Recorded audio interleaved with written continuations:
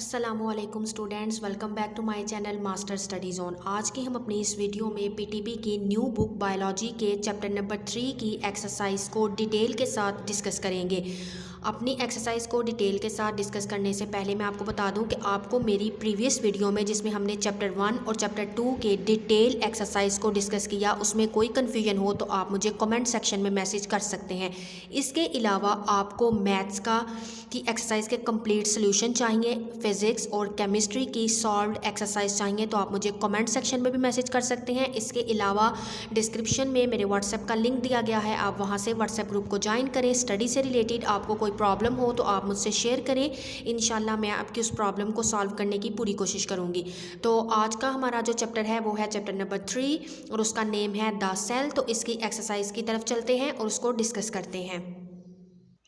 जी students, तो हम discuss करते हैं अपनी एक्सरसाइज को। उसमें क्वेश्चन नंबर 1 को select the correct answer for the following questions. ये मल्टीपल चॉइस क्वेश्चंस हैं और फर्स्ट वन वाला हमारा है the process of cellular respiration occur in. तो फर्स्ट वाले का करेक्ट ऑप्शन है बी वाला ऑप्शन है माइटोकॉन्ड्रिया। सेकेंड है हमारा the smooth endoplasmic reticulum is primarily involve in the synthesis of. तो इसका करेक्ट आंसर है बी वाला लिपिड्स। थर्ड वन है राइबोसोम्स आर कंपोज्ड ऑफ।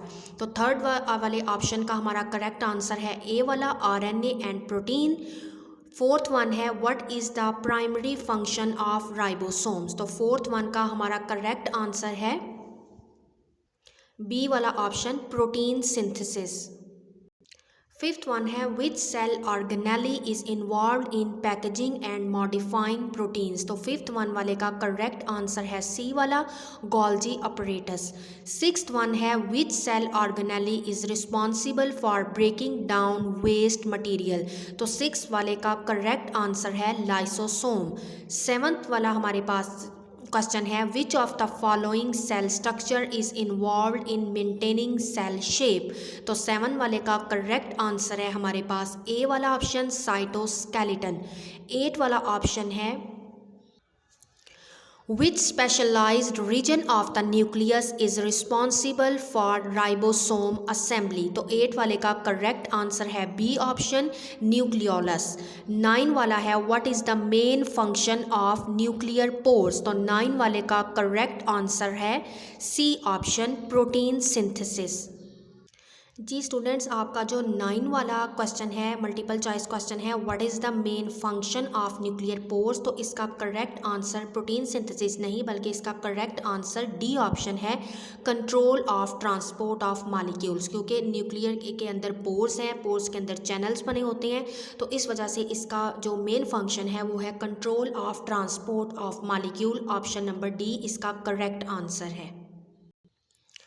10 वाला हमारा क्वेश्चन है which of the following cellular structure is found in animal cell and helps in cell division. तो इसका करेक्ट ऑप्शन है बी वाला सेंट्रियोल। 11 वाला हमारा क्वेश्चन है which sub cellular organelle plays a crucial role in energy production within the cell. तो इसका correct answer है सी ऑप्शन माइटोकॉन्ड्रिया। 12 वाला हमारा क्वेश्चन है in a multicellular plant which cell type is responsible for the production of glucose. तो इसका correct answer है हमारे पास डी वाला मेसोफिल सेल। क्योंकि मेसोफिल सेल के अंदर फोटोसिंथेसिस का प्रोसेस होता है और फोटोसिंथेसिस के प्रोसेस के दौरान ग्लूकोज बनता है। 13 वाला है which organelle can double its number by itself. Self replicating organelle कौन सी है। तो 13 का राइट आंसर है सी ऑप्शन माइटोकॉन्ड्रिया। माइटोकॉन्ड्रिया एक सेल्फ रेप्लिकेटिंग ऑर्गेनेली है। 14th और लास्ट हमारा मल्टीपल चॉइस क्वेश्चन है which of these are present on the surface of rough endoplasmic reticulum. तो 14 का करेक्ट आंसर है A option ribosomes. Rough endoplasmic reticulum की surface के ऊपर राइबोसोम्स अटैच होते हैं जो उसकी सरफेस को रफ अपीयरेंस देते हैं, और smooth endoplasmic reticulum without ribosomes होती है, इस वजह से वो स्मूथ अपीयरेंस शो करती है। नेक्स्ट हमारा है question number B right a short answer. तो हम अपने शॉर्ट आंसर देख लेते हैं। फर्स्ट वन है what are the main function of cell membrane. तो इसका आंसर जो है वो है पेज नंबर 44 पे। Let's see. जी स्टूडेंट, तो इसका करेक्ट आंसर पेज नंबर 44 पे है, जो ब्रैकेट में है। सेल मेम्ब्रेन का मेन फंक्शन ये है कि सेल्स जो हैं इनके थिन और इलास्टिक सेल मेम्ब्रेन होते हैं अराउंड द साइटोप्लाज्म। ये एक सेलेक्टिव परमिएबल मेम्ब्रेन है जो कि अलाउ करती है कुछ मालिक्यूल को कि वो इसके अक्रॉस गुजर जाएं, और कुछ को ये ब्लॉक करती है, बहुत से मालिक्यूल को। इस तरह से इसका मेन फंक्शन क्या है कि ये as a selective permeable membrane के तौर पे काम करती है। कुछ मालिक्यूल को अलाउ करती है कि वो गुजर जाएं, और कुछ जो बड़े मालिक्यूल्स होते हैं उनको ब्लॉक करती है कि वो इस मेम्ब्रेन से ना गुजरें।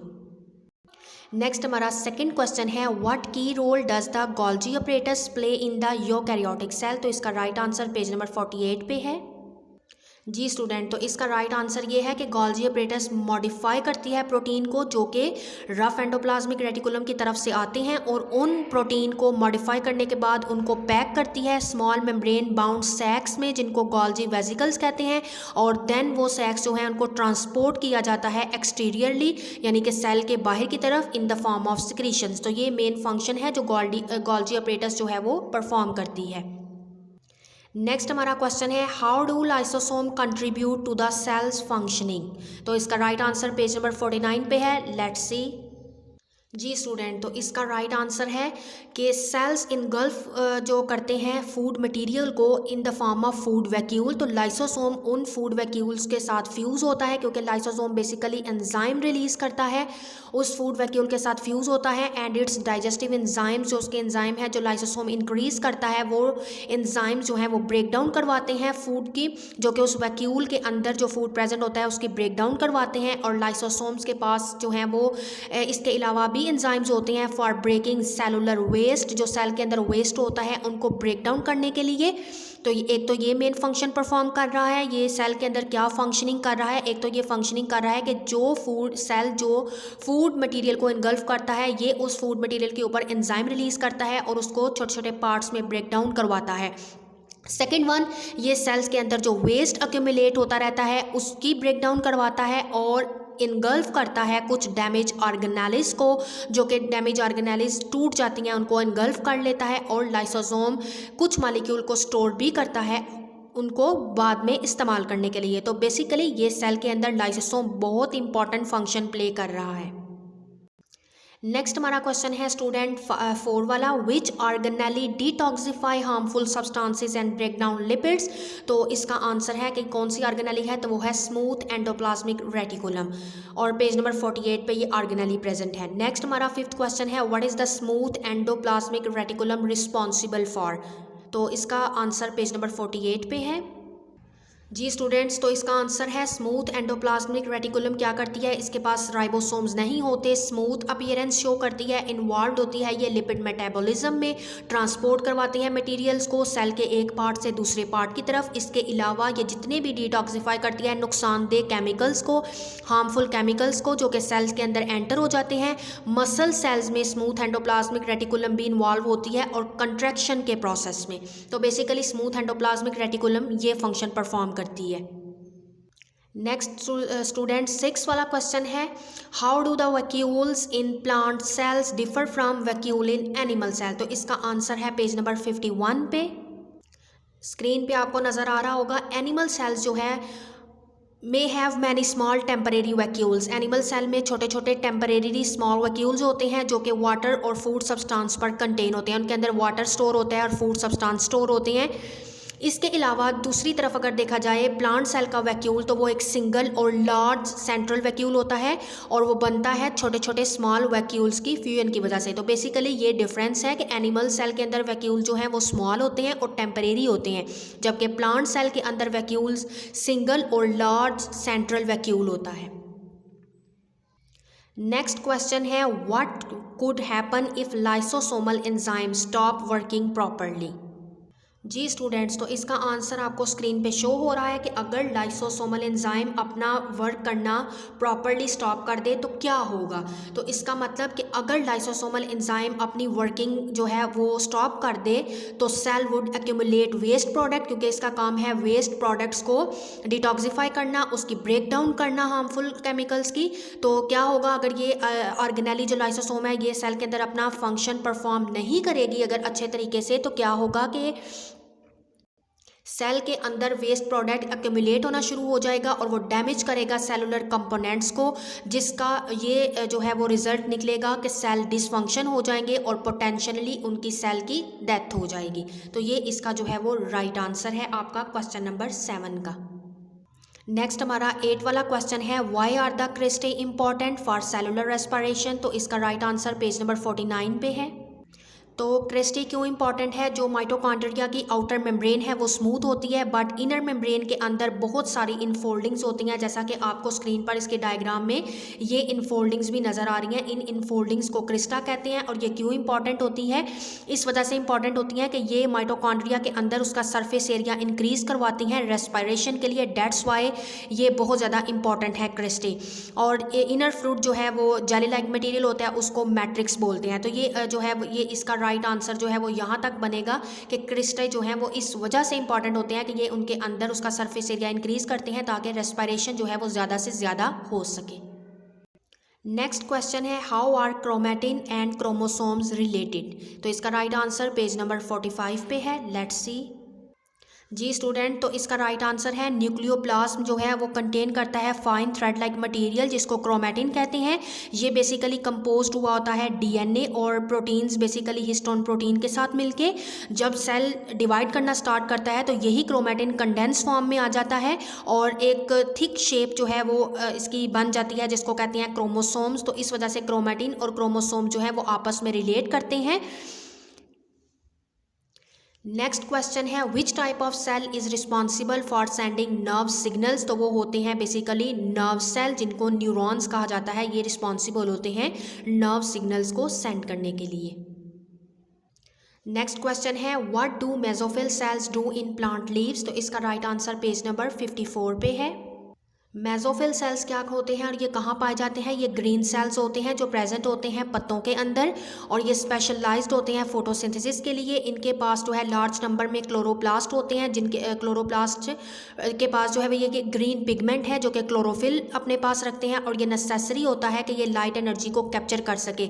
इसके अलावा मेसोफिल सेल्स क्या करते हैं? Their shape and arrangement in leaves is suitable for maximum absorption of light. एक तो मेसोफिल सेल्स की शेप और अरेंजमेंट पे भी डिपेंड करता है लीव्स के अंदर कि वो ज़्यादा से ज़्यादा लाइट को जो है वो एब्जॉर्ब कर सके। तो बेसिकली मेसोफिल सेल्स का फंक्शन क्या है पत्ते के अंदर कि उन्होंने फोटोसिंथेसिस का प्रोसेस जो है उसको परफॉर्म करना है, क्योंकि उनके पास पिगमेंट प्रेजेंट होता है जिसको हम कहते हैं क्लोरोफिल पिगमेंट।